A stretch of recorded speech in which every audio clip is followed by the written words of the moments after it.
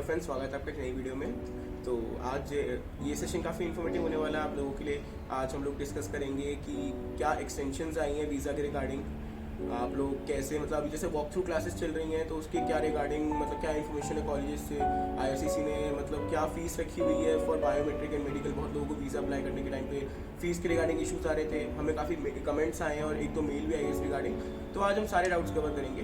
तो और साथ में हम क्यूबेक के फाइल्स के भी बारे में एक अपडेट देने वाले हैं, जो कि हमारा ओवरऑल वीडियो के एंड में हम उसे कवर करने वाले हैं। तो वीडियो को एंड तक जरूर देखना, और अगर हमारा सेशन इन्फॉर्मेटिव लगे तो हमें प्लीज़ सब्सक्राइब करना। Thank you.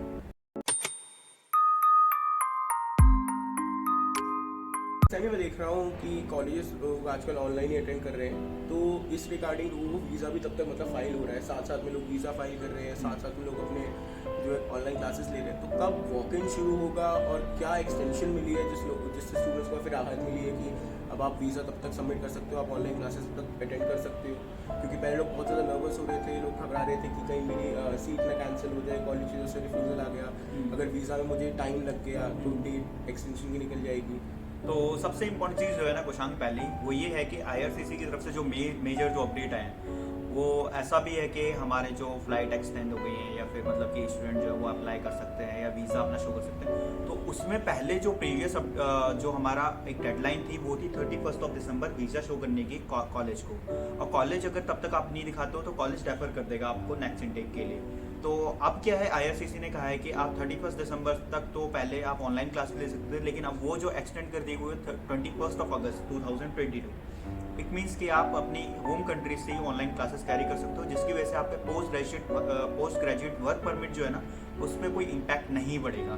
पहले ऐसा था कि आप ऑनलाइन क्लासेस ले रहे हो और अगर आप एक डेडलाइन से मीट नहीं करते हो तो फिर आपका पोस्ट ग्रेजुएट वर्क परमिट में जो है प्रॉब्लम आएगी जो आप अप्लाई करोगे स्टडीज़ के बाद। तो एक तो पहला ये अपडेट है, और दूसरा जो मेजर अपडेट है वो ये है कि अगर आप लोगों के पास वीज़ा नहीं है और आपने फाइल अब प्लेस करनी है तो आप फाइल प्लेस कर दो, और अपना जो इनटेक जो मतलब आपका सितंबर इनटेक है या जनवरी इनटेक आने वाला है तो आप ऑनलाइन क्लासेस एनरोल कर सकते हो। वेट करो, आप सेकंड टाइम भी अप्लाई कर सकते हो वीज़ा, क्योंकि इतनी एक्सटेंड मिल चुकी है डेडलाइन के लिए, जो कि 21 अगस्त है। इट मीन्स कि अगर हम 2 महीने का एक प्रोसेसिंग टाइम मानते हैं एसडीएस के लिए, तो इट मीन्स कि हम 2 बार फाइल प्लेस कर सकते हैं। तो एजेंट जो है वो बहुत ज़्यादा स्टूडेंट्स को बोल रहे हैं कि आप डेफर कर लो या फिर किसी और कॉलेज में मतलब चले जाओ। तो ऐसा कुछ नहीं है, आप पॉलिसी कॉलेज की देख सकते हो, और पॉलिसी से आपको पता लग जाएगा। कॉलेज को मेल करो और मेल करने के बाद उनकी पॉलिसी देखो और पॉलिसी के हिसाब से अपना रूटीन चेंज करो।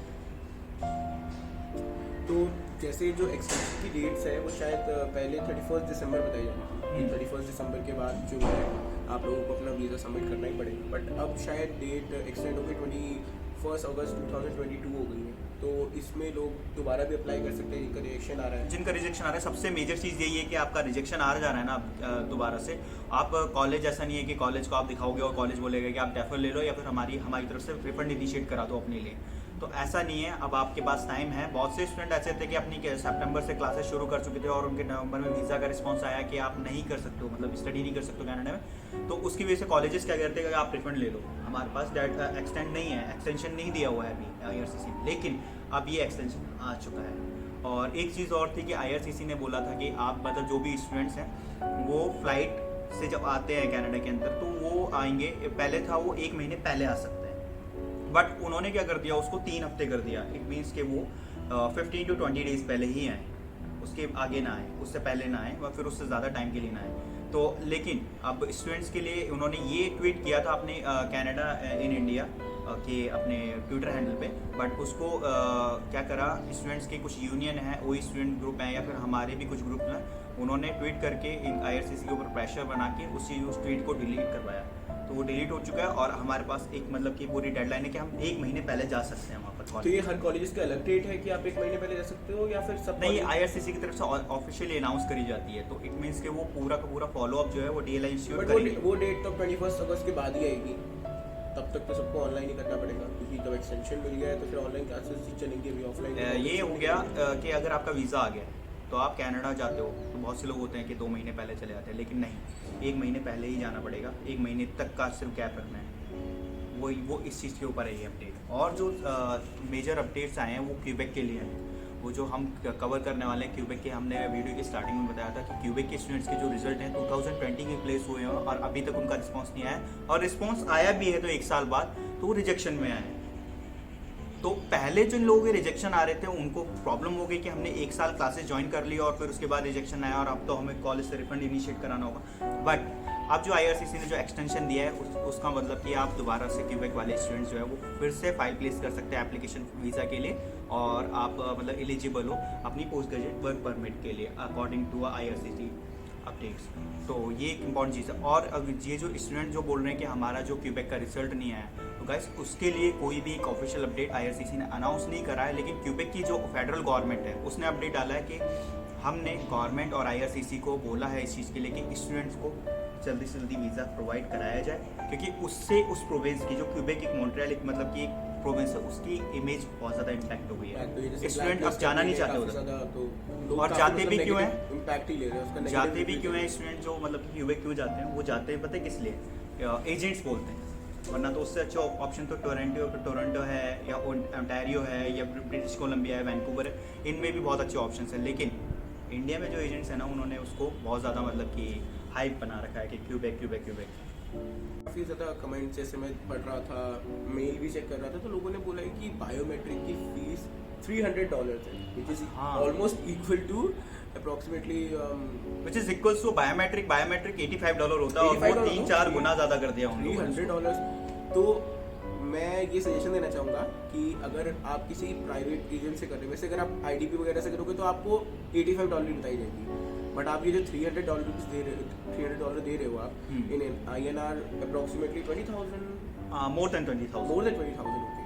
तो आपको मतलब चीट किया जा रहा है या फिर किस एजेंट को उस चीज़ के लिए आप बोलो और उसको एक प्रूफ दिखाओ कि हाँ अप्लाई आप अपने एंड से भी कर सकते हो, आप VAC अपने एंड से ही अप्लाई करो तो बेटर रहेगा। आपको कुछ समझ नहीं आ रहा है तो आप एजेंट को बोलो कि मेरे साथ बैठ के भरो, तो आपको अपने आप वहाँ पे अमाउंट दिखाएगा कि कितना भर रहे हो। गाइस प्रोसेसिंग चार्ज मानते हैं कि एजेंट्स अपना लेते हैं, बट ये इतना ज़्यादा कि वो 235 जो कि एप्लीकेशन बायोमेट्रिक के चार्ज इंक्लूड करके होता है और वो 300 सिर्फ इंडिविजुअली बायोमेट्रिक का चार्ज कर रहे हैं, इट इज़ नॉट एक्सेप्टेबल। क्योंकि हमें किसी ने एक्चुअल में इंस्टा पेज पे पिन किया था कि मेरे से इतने चार्जेस लिए गए हैं, तो क्योंकि हमने पहले शायद प्रीवियस वीडियो में मेंशन किया था $85 चार्जेस होते हैं, तो उन लोगों ने बोला कि मुझसे 300 लिए गए हैं, तो हम भी काफ़ी ज़्यादा शॉक हो गए थे। तो इतने चार्जेस नहीं है, आप जाइए वेबसाइट पे IRCC के, वहाँ पे आपको चार्जेस शो हो जाएंगे, आप उनके मतलब और आप अपने जो मतलब कि आसपास का जो बायोमेट्रिक एनरोल सेंटर है उसको लोकेट करके, जो कि दिल्ली में यहाँ पर है हमारा बंगला साहिब की साइड, CP की साइड, राजीव चौक की साइड पड़ता है, तो वो $85 ही लेते हैं और आप ऑनलाइन अप्लाई कर सकते हो। स्लॉट बुक करके $85 आप पे करोगे और आपको स्लॉट मिल जाएगा, और वो भी आपको वॉक इन करके ही पे करना है, वैसे भी नहीं करना होता। तो थोड़ा अवेयर रहिए इस बारे में। और शायद मेडिकल की कितनी है? मेडिकल का तो 6,300 है अभी डॉलर्स में, dollars I don't know dollar, but इसमें भी 7,000 करके स्टूडेंट से लिए जाते हैं इस चीज़ में पैसे मेडिकल के लिए। तो गाइस इसके लिए सबसे मेन चीज़ है कि खुद को अवेयर करना इस चीज़ के लिए कि आपको कोई ऐसे पैसे ना ले, और आपको GC की देते नहीं है एजेंट्स कभी भी, आपका कोई भी अपडेट आता है। बेस्ट आइडिया मैं आपको रिकमेंड करूँगा कि आप अपने एजेंट को बोलो कि अगर आप फंस गए हो कि अब आप कुछ कर नहीं सकते हो, तो बेस्ट है कि उनको बोलो कि हमें किसी साथ लिंक पे ले, मतलब जूम या फिर स्काइप वगैरह पे स्क्रीन शेयर करके मेरे साथ भरो। अगर आप उन्हें अप्रोच कर सकते हो फिजिकली तो वो ज़्यादा बेटर है, बट आप फिजिकली नहीं कर सकते तो आप वर्चुअली उनके साथ जूम या उस पर। सबसे बड़ी प्रॉब्लम क्या है ना कि एजेंट ना डरा के रखते हैं स्टूडेंट्स को बहुत ज़्यादा। अब तो आपके पास डेट इतनी आ गई है, अगर आप पे टाइम है तो IDP से बात कर लीजिए, एजेंट कनेक्ट कर सकते हो, अच्छे एजेंट हायर करो यार। ये जो एजेंट्स है मतलब मैं देखता हूँ पंजाब के प्रोविंस में और चंडीगढ़ की प्रोविंस और हरियाणा की प्रोविंस में बहुत बेवकूफ़ बनाया था इसको, क्योंकि ना लोग वहाँ पे जो स्टूडेंट्स होते हैं उनमें बहुत हाइप होता है जाने का ना, बहुत ज़्यादा अंदर से मतलब एक एंथुसियाज्म काफ़ी होता है, हम बोल सकते हैं कि जाना है, तो लोगों को ना उस हिसाब से डराया जाता है कि नहीं आपका ये हो जाएगा वो हो जाएगा। कुछ नहीं होता, एक नॉर्मल प्रोसीजर है, अगर आपके लिए वो सेम प्रोसीजर है तो बाकियों के लिए भी वही है। बाकियों के लिए सबके लिए कोई डिस्क्रिमिनेशन या फिर कोई ऐसा नहीं है। से आ रहे हो, कोई आप कोई और किसी रिलीजन के हो या फिर आप कोई और जगह से आ रहे हो, तो कोई ऐसी अलग चीज नहीं है, सबके लिए इक्वल ही है। और बहुत, क्योंकि मैंने देखा है बहुत लोग की कहते हैं कि आपकी वहाँ पे कम लोग, आपके बहुत ज्यादा लोग हो गए इसलिए आप नहीं जा सकते, जैसे बहुत लोगों को मतलब प्रेशराइज किया जाता है कि आप ये करो वो करो, आप क्यूबिक में लगा दो आपकी एक्सेप्ट हो जाएगी। तो आप अपने तरफ से पूरी स्टडी करो, रिसर्च करो, उसके बाद एक कंक्लूजन पे आओ और अपनी बात को ही रखो। एजेंट की बात सुनो, उनके ओपिनियन पॉइंट्स लो, बट जो आपके माइंड में है पॉइंट उसको जरूर रखो। और अगर सब आप कुछ लोगों को ये agent वीडियो समझो। अच्छी लग रही है, फिर आप लोगों को कहीं भी मतलब कि कहीं ना कहीं लग रहा है कि हमारा ये वाला मतलब टॉपिक कवर होना चाहिए, तो फिर आप हमें कमेंट सेक्शन में बता सकते हो, हम उस चीज़ के भी इंडिविजुअली वीडियो कवर करेंगे आगे। बट अगर आपको ऐसा लगता है कमेंट करने में या फिर कुछ, तो आप हमारे इंस्टा पेज पे पिंग कर दीजिए, अपनी प्रॉब्लम हमसे शेयर करिए। हम उसको मतलब ऐसे वीडियो के थ्रू नहीं बोलेंगे, वैसे Cover भी हमें करेंगे अपनी उसको प्रॉब्लम बस। शेयर करते हैं तो हम नाम नहीं बोलते हैं, हम जिस उसकी प्रॉब्लम को सॉल्व करने के लिए एक वीडियो बना देते हैं, हम नाम वगैरह नहीं करते। बट तब भी अगर आपको वैसे है, क्योंकि बहुत लोग इतने नहीं होते हैं एक्सपर्ट, तो आप लोग हमें इंस्टा पेज पे हमारे कमेंट कर दो या फिर यूट्यूब पे कर दो, हम अपने आप आपको अप्रोच करके आपकी प्रॉब्लम सॉल्व करके उसका सोल्यूशन देंगे। और अगर वीडियो अच्छी लगी तो हमारे सब्सक्राइब करो, और प्रीवियस वीडियोस को आप देख सकते हो हमारे डिस्क्रिप्शन बॉक्स में लाइक कर सबका दो। लिंक है। सब्सक्राइब करने को बोलने का फायदा नहीं होता, लोग लाइक भी तब भी कर देते हैं, कमेंट भी कर देते हैं, अपनी प्रॉब्लम बताते हैं, सॉल्यूशन लेते हैं और कहते हैं चलो टाटा बाय बाय। तो गाइस उस चीज़ के लिए भी मतलब कि कुछ शाम को ऐसा होना चाहिए, सेटिस्फैक्शन नहीं मिलती सेटिस्फैक्शन। हमारे अभी तक 4000 होते हैं ना, 4000 आवर्स भी नहीं हुए वॉचिंग के। तो गाइस हम लोगों को सपोर्ट करो, और अगर आप लोगों को कोई भी प्रॉब्लम होती है तो फिर हमें कमेंट सेक्शन में बताओ, या फिर हमें कांटेक्ट कर सकते हो व्हाट्सएप नंबर के थ्रू। आज के लिए थैंक यू। Thank you.